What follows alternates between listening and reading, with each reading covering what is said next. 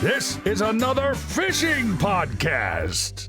Growing up reading Doug Stange stories with him and Otis and Zach, or Otis Toad Smith and Zach, or like that stuck with me. And a lot of the streams I fish are real comparable to the ones that they fish, because like I'm in central Iowa, they were in northwest Iowa, southern Minnesota, and I mean there's just a lot of crossover to all the information they passed along and how I fish. Like the Riffle-Hole-Run theory, I mean, I first learned it from reading Doug Stange articles, and that was just like a light bulb moment. Holy crap. And then I just applied it and then tried to build upon it ever since then. But yeah, I'm a big in-fisherman nerd.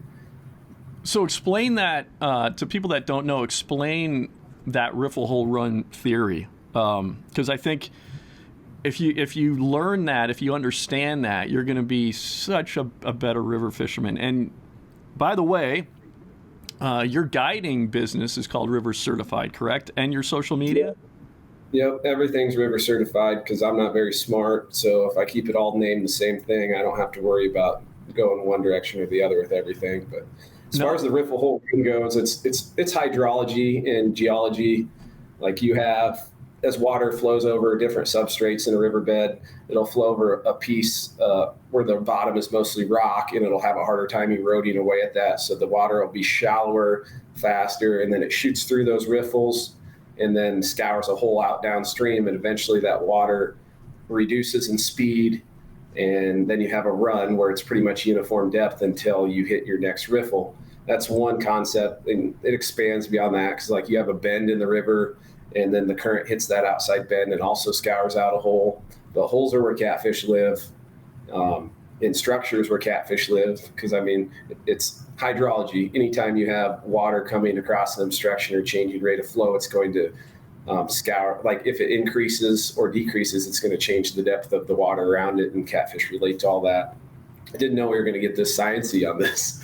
Oh, well, no, I mean, it's, I want to, I've been in the industry, the fishing industry, as a videographer since 2000, right? So, I mean, I've shot so many tips. I've done a lot of different, different kinds of shoots, different species. And I've gotten, I sort of got burnt out by doing so many tips, right? I was like, gosh, don't people know this by now? But what I failed to, there's new people coming up every time that don't know these things, You only know what you know, too.